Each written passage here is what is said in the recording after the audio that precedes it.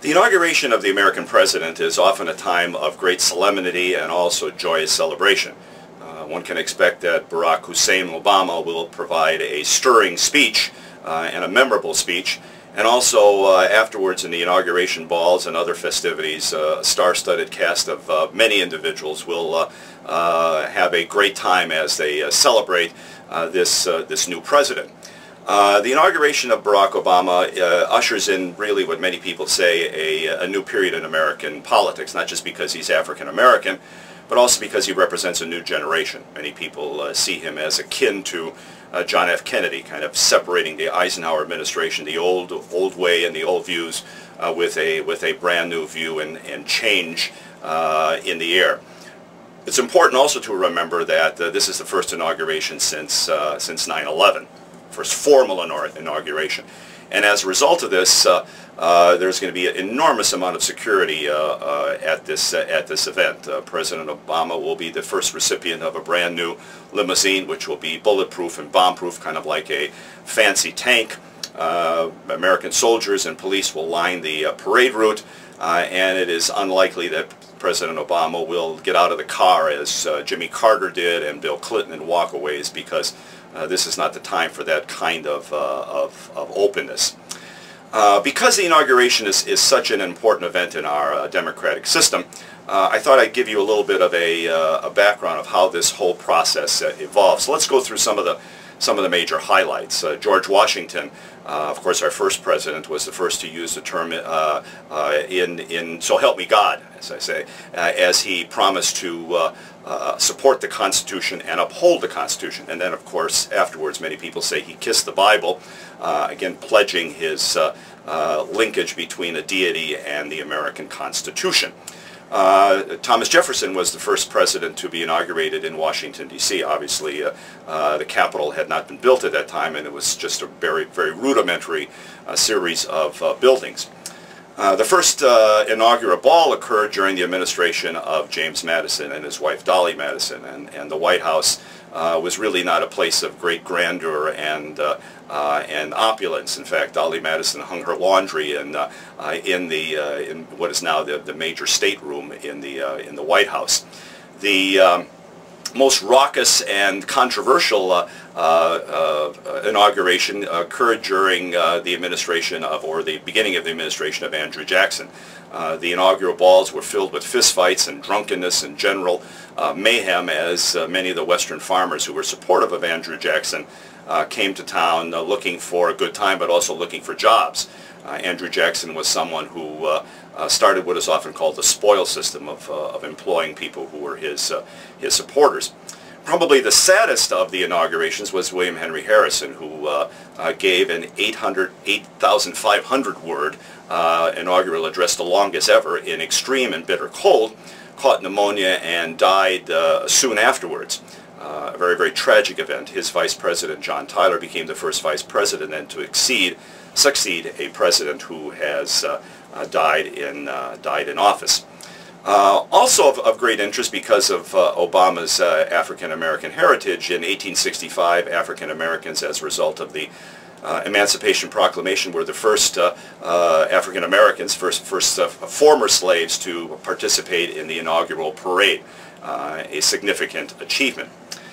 As we go into the Industrial Revolution and America becomes a major industrial power, we see some new changes. Warren Harding becomes the first president to drive to the inaugural in an automobile.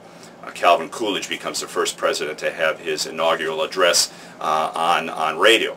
And of course, Franklin Delano Roosevelt becomes the first president who is headed for 4 terms in office. There's obviously an inauguration in 1933, but then 3 other taking of the oath by Franklin Delano Roosevelt. Keeping in this theme of high-tech or technological advances, Harry Truman becomes the first president to have his address broadcast nationwide over television. We get to John Kennedy, and we find that he is the first president to really bring a man of letters. Robert Frost reads his poetry. Bill Clinton continues that, and other presidents. Bill Clinton had Maya Angelou. read her poetry in a very stirring moment during Clinton's inauguration.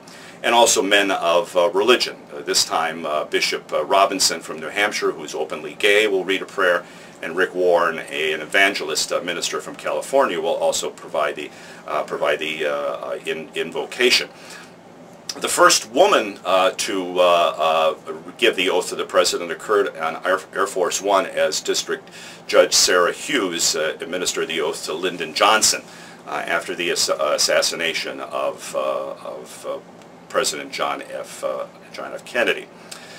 We get to the administration of Gerald Ford, and we find that he becomes the first unelected vice president to be inaugurated. He replaced Spiro Agnew, and then Richard Nixon resigned. We then have Ronald Reagan, who immediately after taking the oath of office found out that the hostages who had been held during the Carter administration for 444 days were released. That's kind of like the ultimate criticism and embarrassment of the Carter administration. And finally, we have Bill Clinton, who became the first president to have his inauguration on the internet uploaded there so that people can use, again, this high technology. What's most important, though, is that in our system, the president who leaves office gets on the Marine helicopter and flies off without great controversy and conflict, leaving the office to a new president, in this case Barack Obama.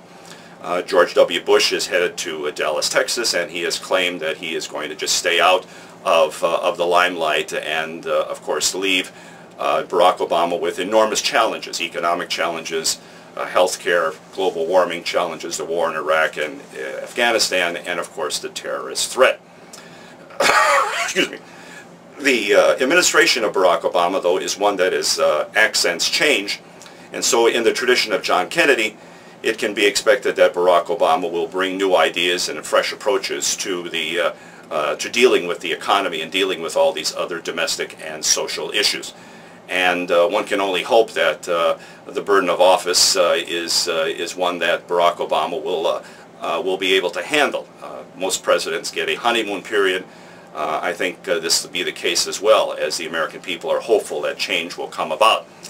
We can only hope that this honeymoon period leads to a string of new approaches to the economy and, as I say, to these other domestic and international issues.